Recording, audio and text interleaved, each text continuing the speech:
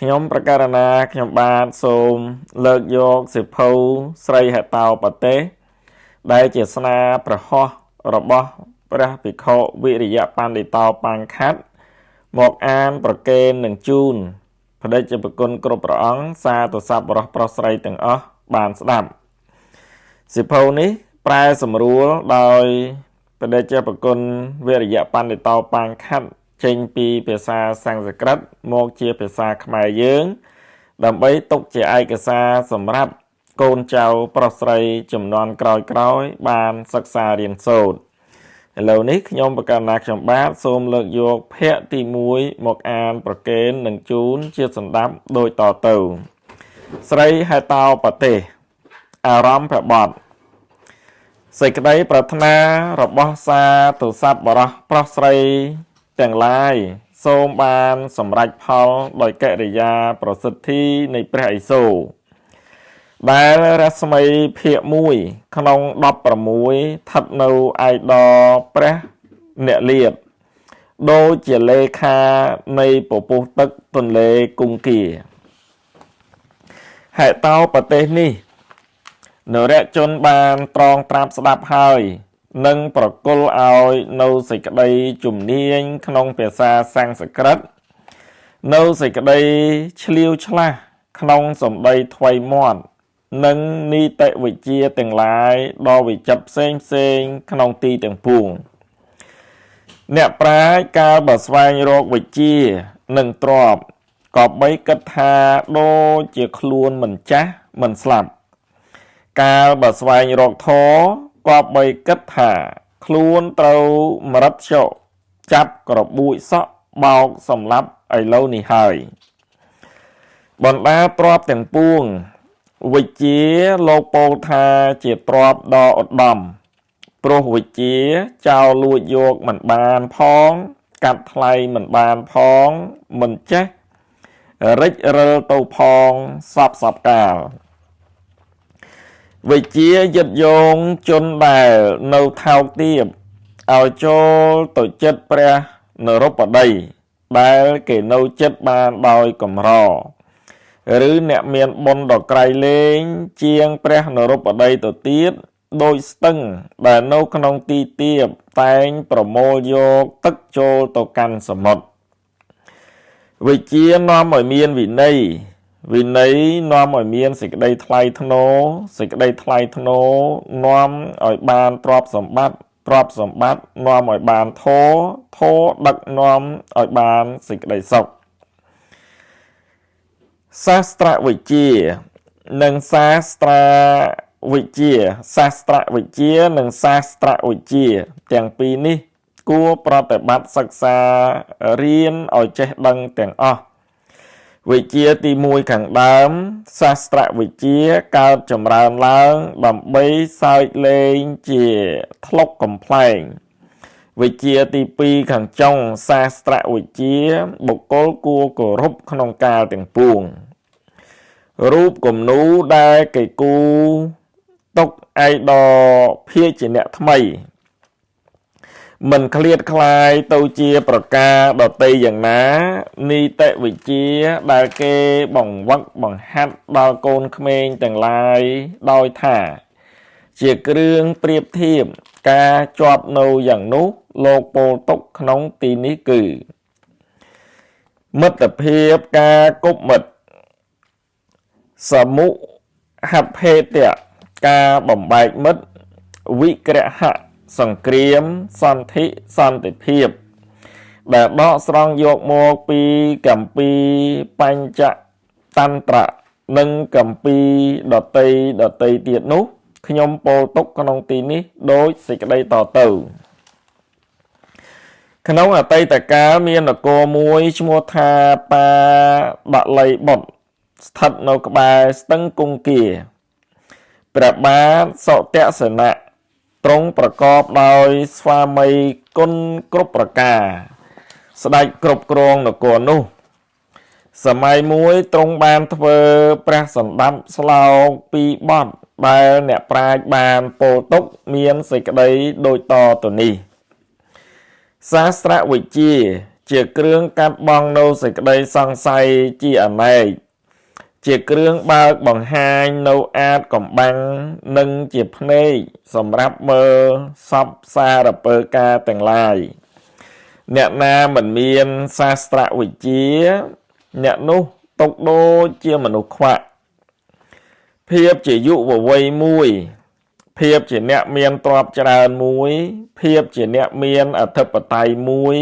និងភាពជាអ្នកមិនបំបែកបំបាក់គ្នាមួយនិងភាពជាអ្នកមិនបែកបាក់គ្នាមួយបើមានតែមួយក៏នាំឲ្យខូចប្រយោជន៍ធ្វើដូចម្ដេចណោឲ្យបានគ្រប់ទាំង4ប្រការក្នុងខ្លួនមនុស្សកាលព្រះរាជាអង្គនោះទ្រង់ព្រះសណ្ដាប់ដូច្នោះហើយក៏ទ្រង់ព្រួយតានតឹងព្រះរាជហឫទ័យចំពោះព្រះរាជបុត្ររបស់ព្រះអង្គដែលមិនទាន់បានសិក្សាសាស្ត្រវិជ្ជាទាំងឡាយព្រមទាំងប្រព្រឹត្តក្នុងផ្លូវខុសគន្លងធម៌ដោយសេចក្តីប្រមាទ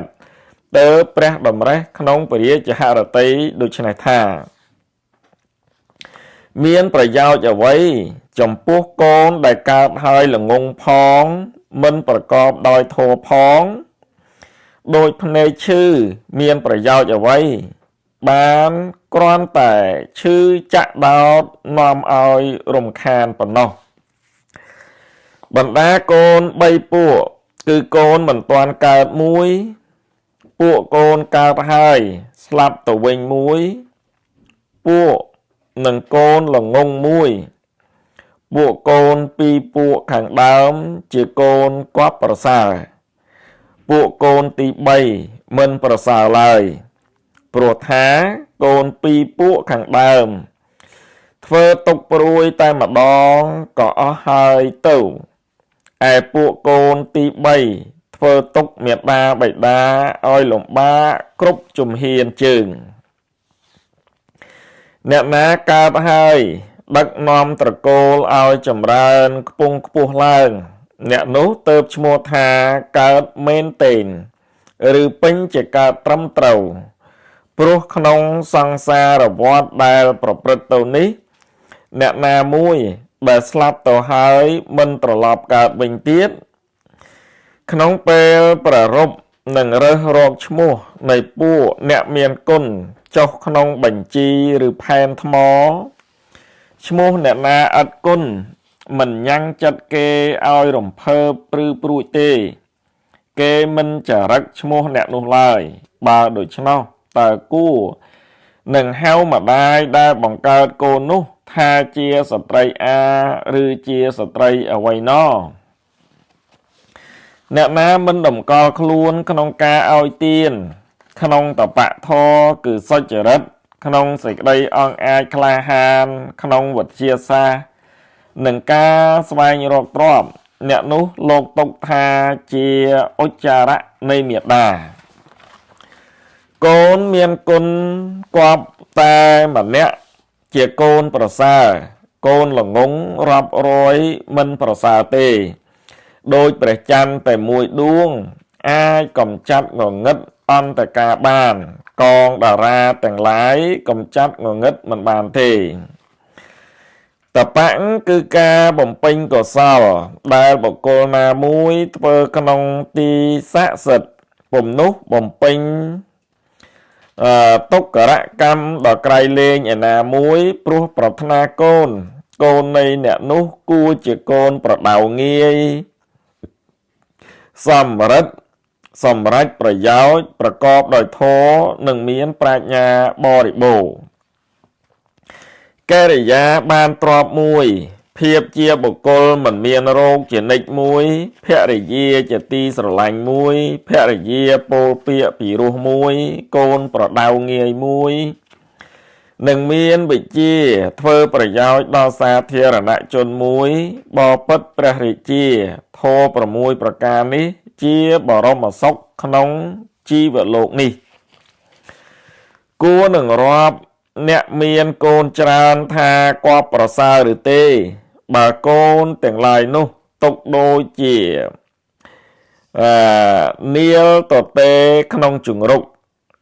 ក កូនតែម្នាក់ជាទីពឹងផ្អែកពំនុកបំរុងត្រកូលល្អជាជាងគេឈ្មោះបិតាក៏ល្បីល្បាញឬខ្ទួខ្ទាខ្ចរខ្ចាយទៅគ្រប់ទិសសានុទិសបិតាធ្វើបំណុលទុកឲ្យកូនជាសត្រូវ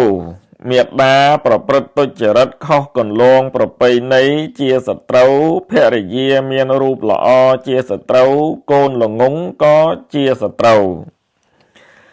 វិជ្ជាបើមិនយកទៅប្រើប្រាស់ជាពឹសពុលភោជនដែលបរិភោគទៅហើយមិនរលួយជាពឹសពុលសភាជាពឹសពុលសម្រាប់អ្នកក្រីក្រស្ត្រីក្រមុំជាពឹសពុលសម្រាប់មនុស្សចាស់ជរានរជនសូម្បីកើតចេញពីត្រកូលណាក៏ដោយតែមានគុណគាប់ប្រសើរហើយលោកក៏គួរគោរពបូជាធ្នូសូម្បីបរិសុទ្ធដោយវងតែមិនប្រសិទ្ធិនឹងធ្វើអ្វីកើតអោកូនតូចកំសត់អើយអ្នកមិនទាន់បានរៀនសូត្រសោះរាត្រីទាំងឡាយចេះតែប្រព្រឹត្តកន្លងទៅបើដូច្នោះខ្លួនអ្នកនឹងកប់បាត់នៅក្នុងកណ្ដាលវងអ្នកប្រាជ្ញទាំងឡាយដោយគោលងត្រណេះជាប់ក្នុងកណ្ដាលបឹងភក់កាលបើដូច្នេះធ្វើដូចម្ដេចឲ្យកូនអាត្មាអញត្រឡប់បានជាបុគ្គលមានគុណគាប់ប្រសើរឡើងក្នុងកាលឥឡូវនេះបរិភោគអាហារមួយការដេកមួយភ័យមួយនិងសែបមេថុនមួយធរទាំង4ប្រការនេះមនុស្សនិងសត្វមានស្មើគ្នាមានតែព្រះធម៌ប៉ុណ្ណោះទេទើបអាចធ្វើមនុស្សនិងសត្វឲ្យវិសេសប្លែកពីគ្នានរណាប្រះចាកធម៌អ្នកនោះຕົកស្មើសត្វធម៌ព្រះវេទអាធរសេចក្តីអធិប្បាយព្រះវេទកាមៈសេចក្តីប្រាថ្នាធរនិងអាធរនិងមកស្យៈធរទាំង4ប្រការនេះអ្នកណាមិនមានក្នុងខ្លួនសូម្បីតែមួយប្រការជីវិតអ្នកនោះឥតប្រយោជន៍សោះសូន្យទៅទេដូចបោកពពេរកប្រយោជន៍គ្មានអាយុមួយកម្មមួយទ្រព្យមួយវិជ្ជាមួយនិងសេចក្តីស្លាប់មួយធរទាំង5ប្រការនេះកើតសម្រេចមកជាមួយរាងកាយមនុស្សតាំងពីស្ថិតនៅក្នុងគោម្លេះភាវៈធរនៃបុគ្គលមានភាវៈធរតែងកើតមានដល់ភាវៈនៃបុគ្គលជាធំដោយពិតភាវៈអាក្រាតតែងមានដល់ព្រះឥសូរកិរិយាដេកលើពោះធំតែងមានដល់ព្រះហរិរបស់ណាមិនមានបច្ច័យរបស់នោះក៏តែងមិនមានថាបើរបស់ណាមានបច្ច័យរបស់នោះក៏មិនមែនជាមិនមានថ្នាំនេះរងាប់នៅពឹសពុលគឺសេចក្តីគិតបានហេតុដូចម្ដេចក៏គេមិនផឹកថ្នាំនេះណតែភាសិតនេះប្រប្រើជាសម្ដីមនុស្សខ្ជិលពួកខ្លះក្នុងចំណោមមនុស្សមិនចេះអត់ធន់ដល់ការងារទាំងឡាយបុគ្គលសូម្បីគិតឃើញប្រេងវាសនាក៏មិនគួរលះបង់សេចក្តីព្យាយាមខ្លួនចោលឡើយបើបុគ្គលមិនព្យាយាមចម្រាញ់ល្ងមិនបានប្រេងល្ងទេជោគលាភតែងចូលទៅរកបរោះសីហៈដែលជាអ្នកមានព្យាយាមឃ្លាវខ្លាមានតែបរោះគំរក់ទេតែងពោលថាស្រេចតែប្រេងសំណាងបុគ្គលចូលផ្ចាញ់វាសនាហើយធ្វើនៅព្យាយាមឲ្យពេញជាកូនប្រុសតាមកម្លាំងខ្លួនដែលអាចធ្វើបានថាបើតាំងព្យាយាមប្រឹងប្រែងធ្វើហើយនៅតែមិនសម្រេចទៀតតើវានឹងកើតទោសអ្វីរដ្ឋមិនគប្បីទៅបានដោយកង់តែមួយយ៉ាងណាប្រេងវាសនាបើវាចាកការព្យាយាមនៃបរិសុទ្ធហើយក៏មិនសម្រេចយ៉ាងនោះដែរកម្មដែលបុគ្គលធ្វើអំពីពុព្វជាតិលោកហៅថាប្រេងវាសនាព្រោះហេតុនោះបុគ្គលមិនខ្ជិលច្រអូសគប្បីធ្វើសេចក្តីប្រឹងប្រែងដោយព្យាយាមពេញជាបរិសុទ្ធជាងប៉ាន់ ប៉ាន់ដុំដីជារូបរាងផ្សេងតាមចិត្តខ្លួនប៉ាន់យ៉ាងណាកម្មដែលបុគ្គលសាងទុកខ្លួនឯងក៏ប៉ាន់មនុស្សមានភាវៈផ្សេងតាមលក្ខណៈនៃកម្មរបស់ខ្លួនយ៉ាងនោះដែរបុគ្គលសូម្បីឃើញកំណប់ទ្របនៅក្នុងទីចំពោះមុខដូចរឿងក្អែកដែលមិននឹក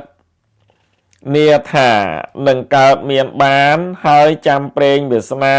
កោះកកាយយកមកឲ្យឯងមិនរវល់ធ្វើសេចក្តីព្យាយាមពេញជាប្រុសមិនបានកំណប់នោះទេការទាំងឡាយតែងសម្រេចដោយសេចក្តីព្យាយាមប្រឹងប្រែងដោយពិតមិនមែនដោយមโนរដ្ឋទេដូចម្រឹកទាំងឡាយមិនដែលបោលចូលមាត់សីហៈដេកលក់ឡើយ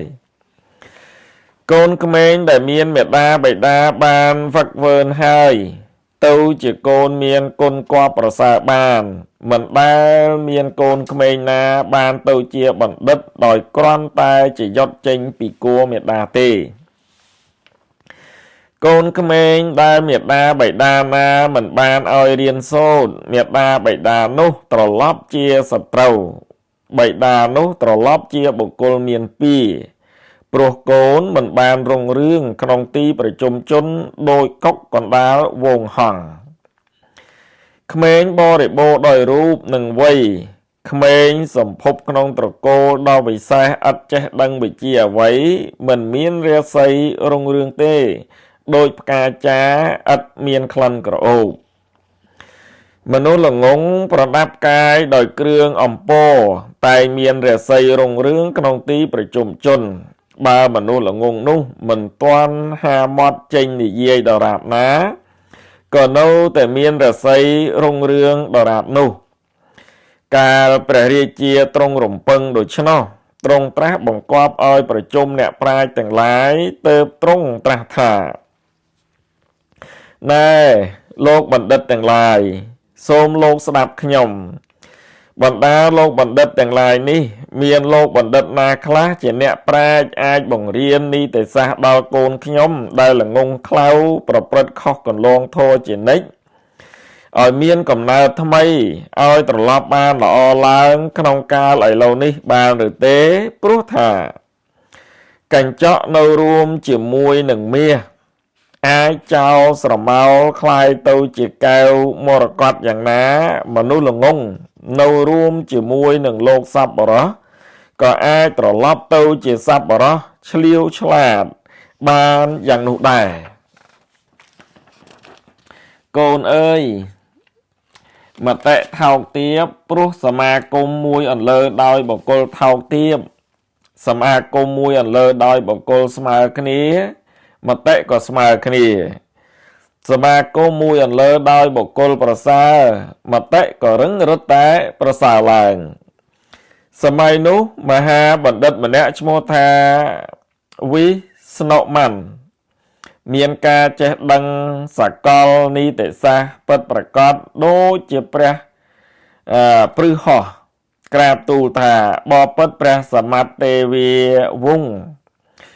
ព្រះរាជបុត្រទាំងឡាយនេះទ្រង់សម្ភពក្នុងមហាត្រកូលទូលព្រះបង្គំអាចបង្រៀននីតិសាស្ត្រទាំងឡាយតាមព្រះរាជបំណងបានព្រោះថាកិច្ចការអ្វីមួយដែលប្រកបដោយអំពើឥតប្រយោជន៍រមែងមិនបានផលសមតាមប្រាថ្នាទេដូចជាប្រើពេលវេលាព្យាយាមបង្រៀនសត្វកុកឲ្យចេះនិយាយដោយសត្វសេកសូម្បីច្រើនរយដងនឹងបានផលក៏ឥតអង្គើមានឡើយតែក្នុងមហាត្រកូលបែបនេះអ្នកគ្មានបុណ្យមិនមកកើតទេប្រៀបដូចអណ្ដូងរ៉ែកើតក្នុងត្បូងទទឹម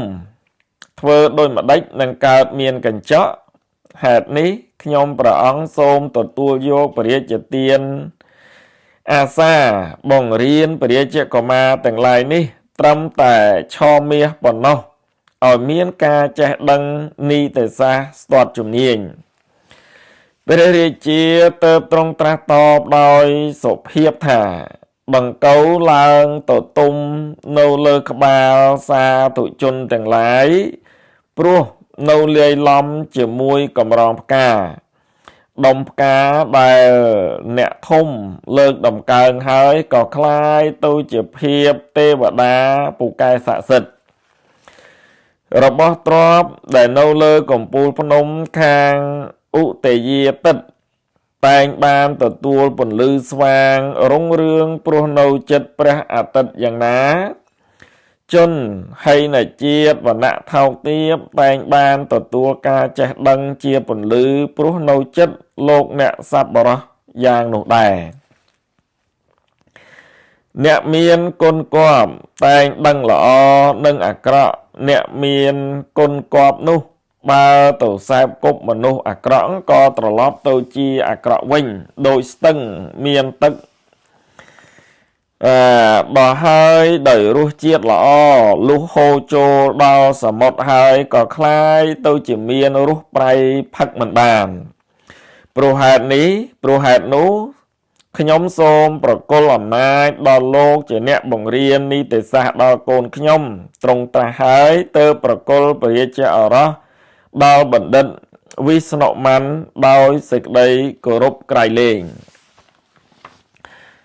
ទី1ការគប់មិត្តកាលនោះមហាបណ្ឌិតវិស្ណុមន្តក្រាបបង្គំទូលរាជបុត្រទាំងឡាយដែលប្រថាប់នៅក្នុងទីចំពោះមុខដោយសេចក្តីសុខសម្រានលើផ្ទៃនៃប្រាសាទដោយស្លោកដូច្នេះថាអ្នកប្រាជ្ញតែងប្រើកាលវេលាឲ្យប្រព្រឹត្តទៅដោយការកំសាន្តកាបផ្សះមនុស្សល្ងងតែងប្រើពេលវេលាឲ្យប្រព្រឹត្តទៅដោយការប្រព្រឹត្តសេចក្តីវិន័យដោយការដេកនិងដោយការឆ្លោះទាស់ទែងព្រោះហេតុនោះទូលព្រះបង្គំនិងពោលកថាដ៏វិចិត្រមានរឿងក្អែកនិងអណ្ដើកជាដើមចោម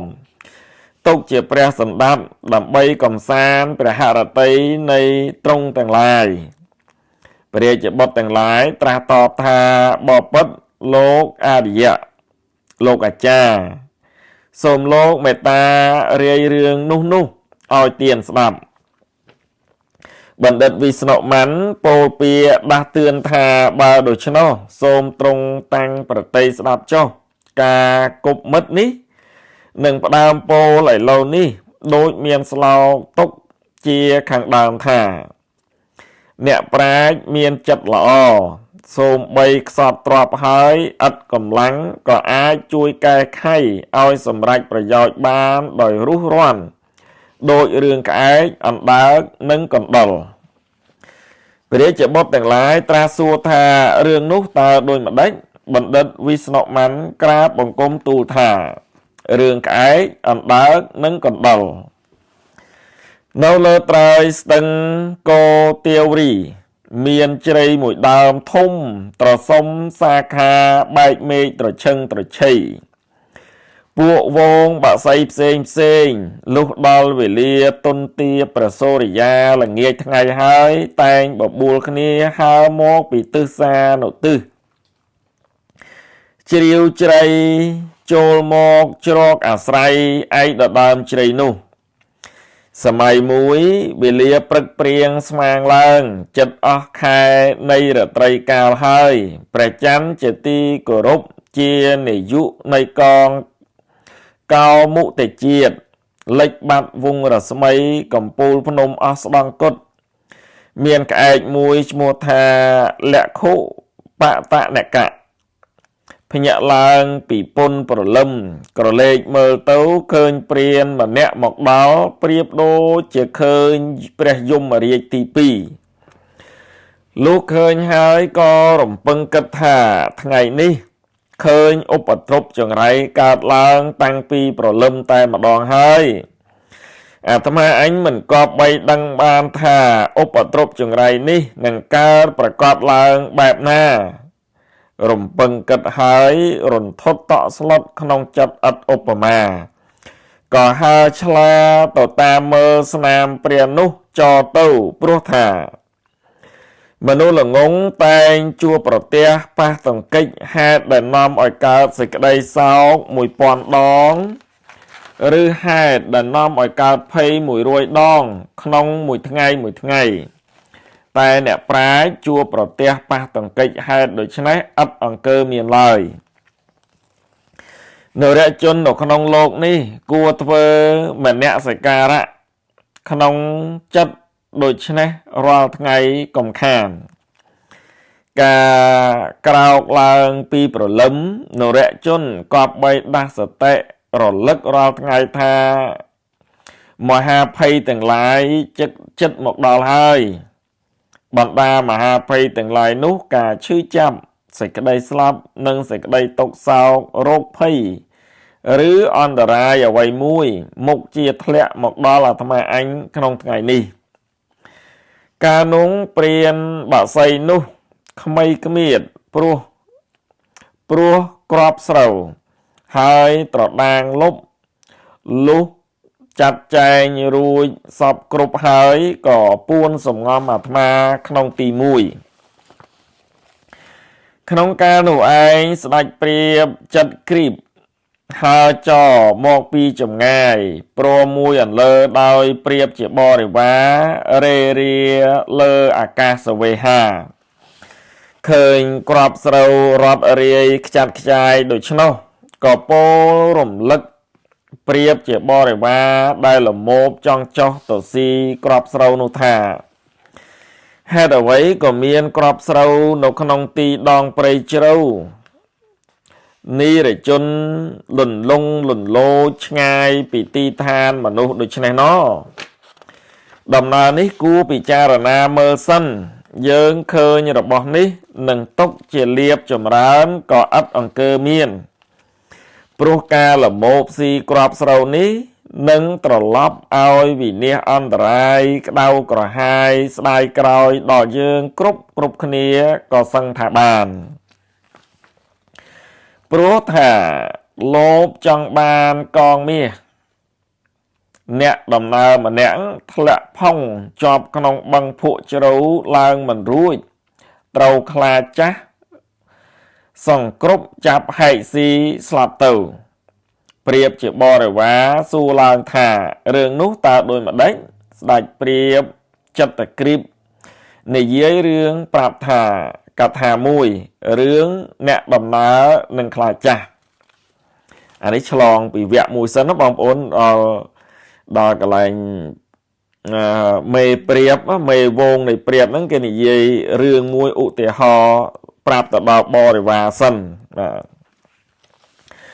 ថ្ងៃមួយកាលខ្ញុំហិចហើរកាត់ឆ្លងតសេនារ័នខ្ញុំបានឃើញរឿងនេះមានខ្លាចាស់មួយធ្វើពិធីមុជទឹកលាងបាបហើយឡើងមកដៃកាន់ស្បូវភ្លាំងឈរទៀបមាត់ស្រះស្រែកហៅអ្នកដំណើរម្នាក់ថាណែអ្នកដើរអ្នកចូលមកយកកងមាសឯនេះលំដាប់នោះអ្នកដំណើរបានឮហើយក៏មានចិត្តចង់បានកងមាសដោយសេចក្តីលោភទើបគិតថាអាត្មាអញមានបុណ្យវាសនាធំណាស់ត្រូវបានកងមាសតែក្នុងទីនេះប្រកបដោយសេចក្តីរង្គៀសក្រែងមានសេចក្តីអន្តរាយដល់អាត្មាមិនគួរពៀនពៀខ្លួនទេព្រោះថាការស្វែងរកលៀបក្នុងវត្ថុដែលពេញចិត្តអំពីមនុស្សអាក្រក់មិនមែនជាកតិល្អទេព្រោះថាទឹកអម្រឹតលាយដោយពឹសពុលមានក្នុងទីណាគេអាចស្លាប់បានក្នុងទីនោះការស្វែងរកទ្រព្យក្នុងទីទាំងពួងនឹងថាមិនត្រូវពៀនពៀឧបសគ្គក៏មិនមែនព្រោះថានរជនមិនឡើងកាន់សេចក្តីសង្ស័យមិនចេះសង្ស័យ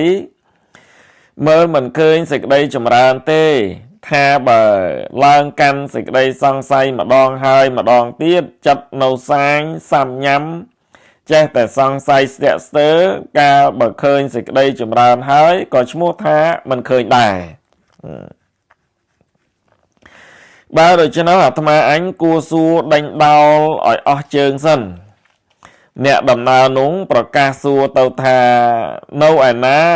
កងឯងនោះពេលនោះខ្លាក៏លើកជើងមុខបង្ហាញឲ្យមើលអ្នកដើរផ្លូវពោលថាធ្វើម្ដេចឲ្យទុកចិត្តស្និទ្ធស្នាលនឹងឯង ពីព្រោះឯងនេះជាសត្វខ្លាចូលចិត្តស៊ីសាច់ច្របាច់កសម្លាប់គេដូច្នេះខ្លាឆ្លើយតបថាណែអ្នកអើយចូលអ្នកស្ដាប់ខ្ញុំការខ្ញុំនៅពីបឋមអ្វីនៅឡើយខ្ញុំប្រព្រឹត្តអាក្រក់មែនខ្ញុំខំសម្លាប់គោសម្លាប់មនុស្សច្រើនជាអនេកដល់អំពើអាក្រក់នោះឲ្យផលកូនប្រពន្ធខ្ញុំស្លាប់ចោលអស់ខ្ញុំផុតពូជអស់ហើយខ្ញុំនៅកំព្រាតែម្នាក់ឯងលំដាប់មកមានតាបោះឥសីចិត្តសប្បុរសម្នាក់ទូនមានព្រានប្រដៅឲ្យកាន់ធោអាណែអ្នកចូលប្រព្រឹត្តធម៌ឲ្យទៀនកុំប្រព្រឹត្តអាក្រក់ទៀតតាំងពីនោះមកខ្ញុំធ្វើតាមពាក្យព្រានប្រដៅរបស់តាបោះឥសីនោះដរាបមិនដែលហ៊ានប្រព្រឹត្តអ្វីអាក្រក់ទេប្រព្រឹត្តមុជទឹកលាងបាបជានិច្ចរក្សាសិលដាក់ទានជាប្រក្រតីមានមេត្តាករុណាពេលនេះខ្ញុំក៏កាន់តែចាស់ជរាក្រំគ្រាទុពលថ្មិញក្រចកក៏រិចរិលអស់រលីងហើយដោយម្ដេចក៏អ្នកនៅតែមិនជឿខ្ញុំទៀតមិនអាចយកខ្ញុំជាវិសាសភូមិបានព្រោះថាការបូជាយ៉ាងមួយការសិក្សាប្រវេទមួយទានមួយតបៈមួយសច្ចៈមួយសន្តោសមួយសេចក្តីអត់ធន់មួយនិងការមិនលោភមួយទាំង8ប្រការនេះជាបដិបទានៃព្រះវេទបុគ្គលក៏បីចាំទុកចុះនេះខ្លាគេរៀបកលល្បិចនិយាយលួងលោមដោយពាក្យផ្អែមល្ហែមពាក្យបោកប្រាស់ណាបងប្អូនបាទបណ្ដាធម៌ទាំង8ប្រការនេះធម៌4ប្រការខាងដើមគេប្រព្រឹត្តដើម្បីបង្អួតឬឆោបោកក៏បានធម៌3ប្រការខាងចុងស្ថិតនៅបានចំពោះតែបុគ្គលមហាថ្ម័នមានចិត្តប្រសើរឥឡូវនេះខ្ញុំអស់សេចក្តីលោភរលីងហើយរហូតដល់ចង់ឲ្យកងមាសដែលនៅក្នុងដៃខ្ញុំនេះជាទានដល់អ្នកថែមទៀតតែបើទុកជាខ្ញុំប្រព្រឹត្តល្អដូច្នេះក៏នៅតែពិបាកនឹងកិច្ចឬខាត់ហាមលោកប្រវិតពាក្យញុះញង់សោកសៀតមនុស្សលោកថាខ្លាស៊ីមនុស្សព្រោះថានេះខ្លាគេថាទោះបីជាឥឡូវនេះខ្ញុំធ្វើល្អសាងល្អធ្វើបុណ្យដាក់ទានរក្សាសិលហើយក៏ដោយក៏មនុស្សសវាតពាក្យរបស់មនុស្សលោកនឹងគ្មានពីណាគេជឿទុកចិត្តបានទេគេតែងតែមានដំណៀលថាខ្លាស៊ីមនុស្សហ្នឹងព្រោះថាមនុស្សលោកតែងផ្អៀងទៅតាមដំណើរហេតុដែលកន្លងទៅហើយមិនជឿទុកចិត្តស្ត្រីផ្កាមាសដែលគេបានឲ្យឧបទេសគេបានទូនមានល្អហើយមិនគិតយកប្រធរជាប្រមាណដោយគេមិនជឿទុកចិត្តព្រានដែលធ្លាប់កាប់សម្លាប់គោនេះពាក្យសិតតែល្អណាខ្លាណាបងប្អូនបាទល្មមតែមកជឿបានដែរណាបាទមួយទៀតកំពីធម៌សាសខ្ញុំក៏បានរៀនសូត្រអស់ជើងហើយសូមអញ្ជើញអ្នកត្រង់ត្រាប់ស្ដាប់ដូចតទៅនេះខ្លាគេចាប់ផ្ដើមនិយាយធម៌បបិទ្ធប្របាទបានដនន្តនៈភ្លៀងដែលបង្អោចុះលើផែនប៉ុស្តិធាដែលរីងហែងរំហួតយ៉ាងណាការឲ្យភោជនាអាហារដល់ជនស្រេកឃ្លានអត់បាយក្រហាយទឹកក៏យ៉ាងនោះដែរការឲ្យទានដែលបានផល្លានិសង្ឃច្រើនគឺការឲ្យទានដល់មនុស្សដែលទីទាល់ក្រីក្រលំបាកតោកយ៉ាជីវិតរបស់ខ្លួនជាទីស្រឡាញ់ពេញចិត្តយ៉ាងណាជីវិតរបស់អ្នកដទៃក៏យ៉ាងនោះដែរលោកសប្បុរសទាំងឡាយតែងធ្វើសេចក្តីមេត្តាករុណាព្រោះលោកយកខ្លួនរបស់លោកជាគ្រឿងឧបមាពាក្យនេះអីល្មមតែមកជឿណាបងប្អូន មួយទៀតលោកពោលទុកថាកំណាញ់នឹងការឲ្យទានសេចក្តីសុខនិងសេចក្តីទុក្ខស្រឡាញ់និងស្អប់បុគ្គលអាចយកប្រមាណសេចក្តីបានដោយយកខ្លួនអាត្មាជាគ្រឿងឧបមានរជនឃើញភរិយាអ្នកដតីຕົកស្មើដោយមេដារបស់ខ្លួនឃើញទ្រព្យអ្នកដតីຕົកស្មើដោយដុំថ្មឃើញសពសត្វទាំងឡាយຕົកស្មើដោយរូបខ្លួននរជននោះលោកហៅថាជាបណ្ឌិតពាក្យខ្លានេះសត្វអស្ចារ្យណាបងប្អូនណាបាទខ្លួនអ្នកជាបុគ្គលទុរគតកំសត់ក្រីក្រក្រៃលែងព្រោះហេតុនោះទើបខ្ញុំខំប្រឹងប្រែងជាបំផុតនឹងឲ្យទានដល់អ្នកព្រោះថាបបិទ្ធប្របាទបានឌុបសូមទ្រង់មេត្តាករណាចិញ្ចឹមអ្នកក្រីក្រកំសត់ទុរគតកុំប្រទានទ្រព្យដល់ឥស្សរជនដែលមានទ្រព្យច្រើនឡើយដូចជាឱសថជាប្រយោជន៍ដល់អ្នកជំងឺឈឺចាប់ទុរនទុរាជនឥតរោគាព្យាធិត្រូវការអ្វីដោយឱសថទានជារបស់គួរគប្បីឲ្យតែឲ្យដល់អ្នកមិនមានឧបការៈគុណមិនសូវមានប្រយោជន៍ទេការឲ្យទានដែលអ្នកប្រាជ្ញពោលថាប្រកបដោយប្រយោជន៍នោះគឺឲ្យទានត្រឹមត្រូវតាមកាលៈទេសៈនិងឲ្យដល់បុគ្គលអ្នកមានគុណគួរឲ្យដូច្នេះអ្នកចូលទៅមុជទឹកលាងបាបក្នុងត្រពាំងនេះឲ្យស្អាតបាតសិនហើយសំឡើងមកយកកងមាសពីខ្ញុំចុះលំដាប់នោះអ្នកដំណើរបានស្ដាប់ពាក្យខ្លាចាស់ពោលលួងលោមឲ្យវង្វេងស្លុងគំនិតហើយចឹងបានន័យថាពាក្យពីរោះណាបងប្អូនពាក្យពីរោះចេញមកពីមាត់មិនមែនសត្វតែចេញពីមាត់មនុស្សល្អទេ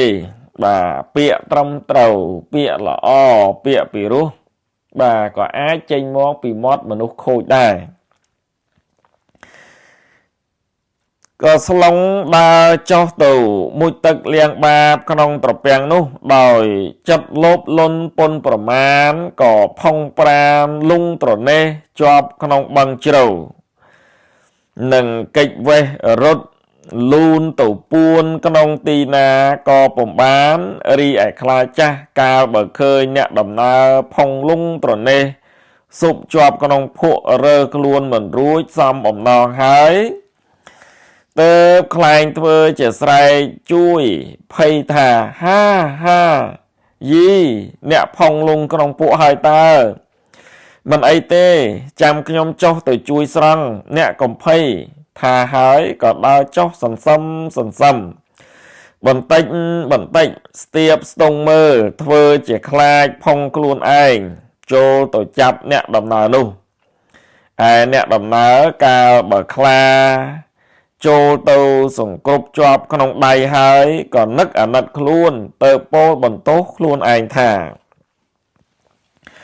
បុគ្គលចិត្តអាក្រក់សាមាននឹងសម្គាល់បានដោយអាងហេតុថាចេះពោលធម្មសាស្ត្រក៏មិនមែនឬថាចេះស្វាធ្យាយគម្ពីរព្រះវេទក៏មិនមែនដែរនេះបងប្អូនមគ្គធរោះនៃទឹកដោះគោរមែងផ្អែមល្ហែមទៅតាមប្រក្រតីរបស់ទឹកដោះយ៉ាងណាសភាពសត្វលោកក្នុងសង្សារវដ្តនេះលោកពោលថាដូចគ្នាយ៉ាងនោះដែរពីរោះណាកន្លែងនេះណាបងប្អូនបាទបុគ្គលចិត្តអាក្រក់ខ្ញុំសូមអានជូនម្ដងទៀតបុគ្គលចិត្តអាក្រក់សាមាននឹងសម្គាល់បានដោយអាងហេតុថាចេះពោលធម្មសាស្ត្រក៏មិនមែនចេះស្វាធ្យាយគម្ពីរព្រះវេទក៏មិនមែនដែរនេះបងប្អូន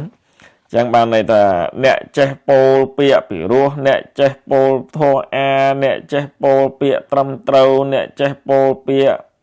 ល្អប្រសើរមិនប្រកាសថាជាមនុស្សល្អទេក្នុងន័យអញ្ចឹងណាបងប្អូន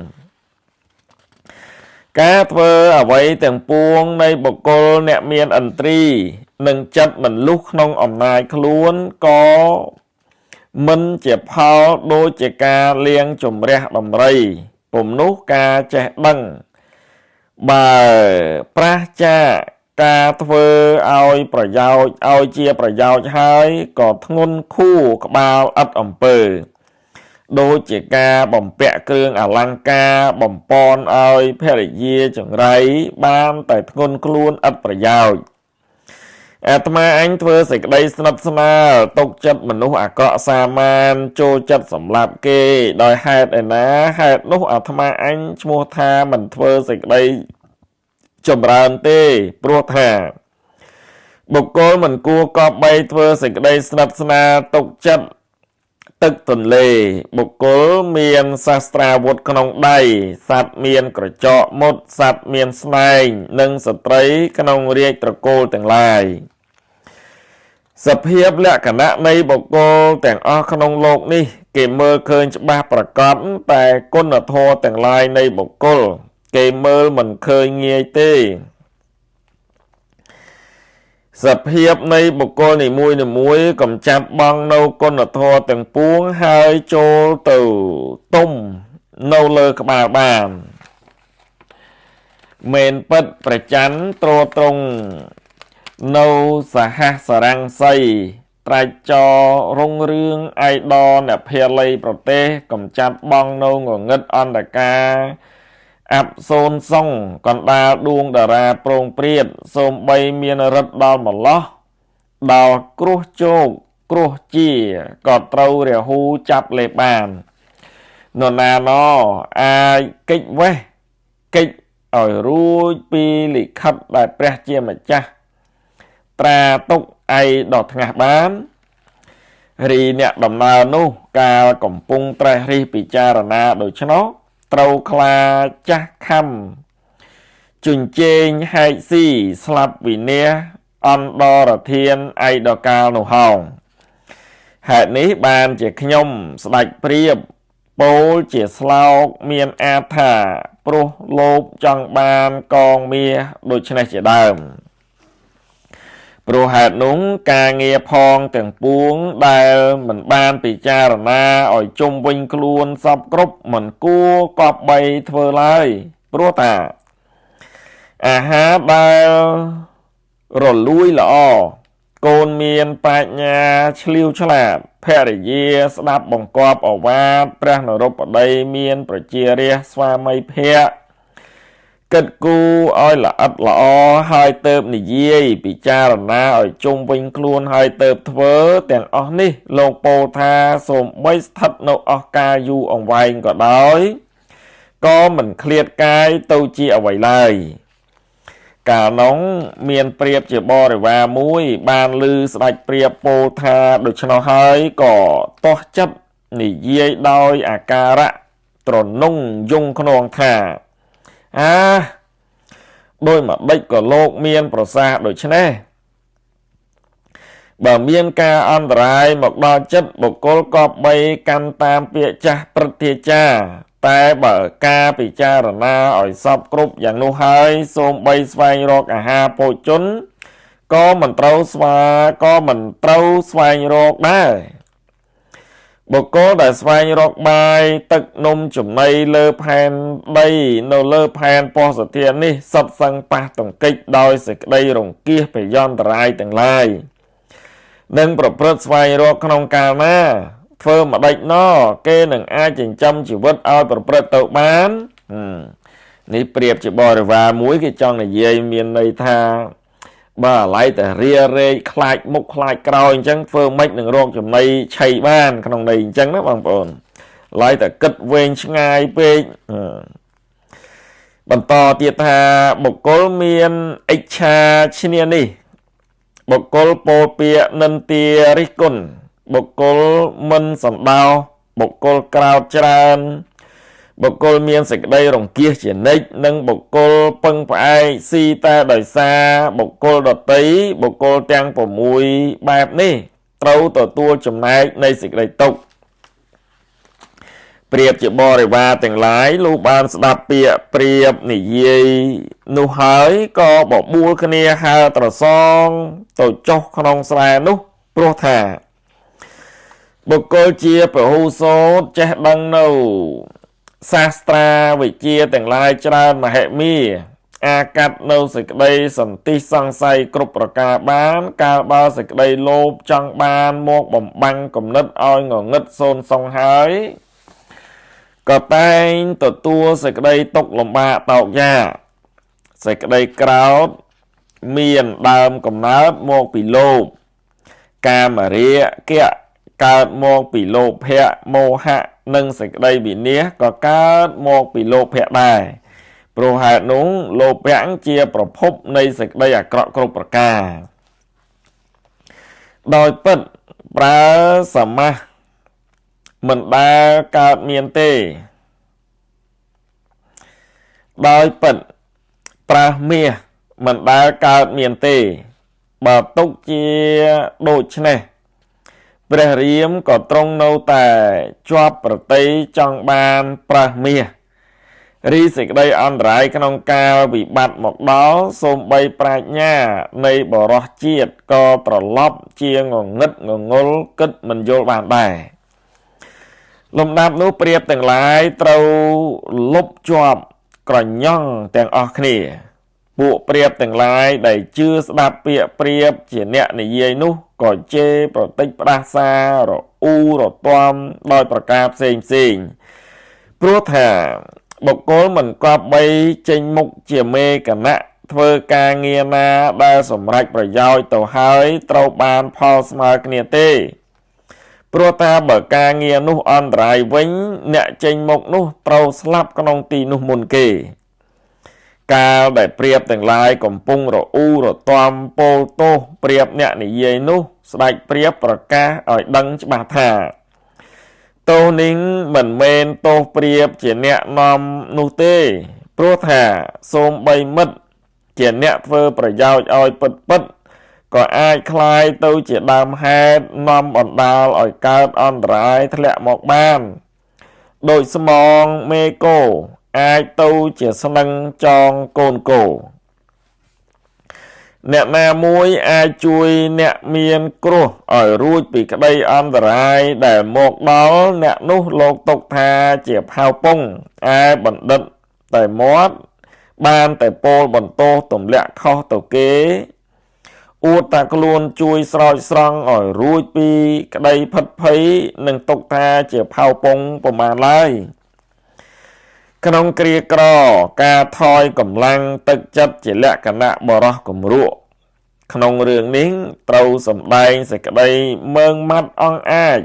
ហើយត្រេះរិះរកអបាយរើខ្លួនតទៅព្រោះថាចិត្តមើងម៉ាត់ក្នុងគ្រាក្រទុកព្រួយចិត្តនឹងថឹងក្នុងគ្រាសុខចម្រើនសេចក្តីអង្អាចក្នុងទីប្រជុំដោយសម្ដីថ្វីមាត់ចិត្តឃ្លាវខ្លាក្នុងរតនៈក្នុងរណរងចិត្តត្រេកអរក្នុងយោះនិងចិត្តស្រវាស្រទិញក្នុងការសិក្សាទាំងអស់នេះជាលក្ខណៈសម្បត្តិមានជាប្រក្រតីចំពោះតែបុគ្គលអ្នកមានមហាថ្ម័នអ្នកមានចិត្តដ៏ប្រសើរអ្នកណាមិនរីករាយហួសហេតុក្នុងគ្រាបានសេចក្តីសុខចម្រើនមិនខូចកម្លាំងទឹកចិត្តក្នុងគ្រាទុកព្រួយមានសេចក្តីក្លាហានក្នុងរុនរងមេត្តាបង្កើតកូនដែលមានតេលកៈដូច្នេះក្នុងលោកទាំង3នេះកម្រមានណាស់ក្នុងលោកនេះតោ6ប្រការបុគ្គលប្រាថ្នាសេចក្តីសុខចម្រើនគួរកប់បីលះបង់ចោលគឺដេកត្រមួកមួយខ្ជិលច្រអូសមួយភ័យមួយក្រោតមួយទុនមូមុខនិងលេឡាយឺតយូរក្រោយគេមួយឥឡូវនេះគួរយើងទាំងអស់គ្នាធ្វើយ៉ាងនេះត្រូវអ្នកទាំងអស់គ្នាស្រស់ចិត្តគ្នាតែមួយហើយស្ទុះហើតែមួយអេកបហាឲ្យព្រមគ្នាទៅរបើកលុបរួចខ្លួនបានអញ្ចឹងប្រៀបជាមេវងប្រាប់តែហើដំណើរគ្នាឡើងទៅដើម្បីបំបែកលុបនឹង ការវិញចងបាច់វត្ថុអ្វីមួយសូម្បីតូចឆ្មាឲ្យរួបរួមគ្នាក៏អាចញ៉ាំងការងារឲ្យសម្រេចប្រយោជន៍បានដោយគេប្រមូលស្មៅវិញជាទន្លឹងយកទៅថ្លឹងដំរីចុះប្រេងឲ្យជាប់បោលទៅណាមិនរួចការចងបាច់វងត្រកូលរបស់ខ្លួនសូម្បីពី3នាក់ឲ្យរួបរួម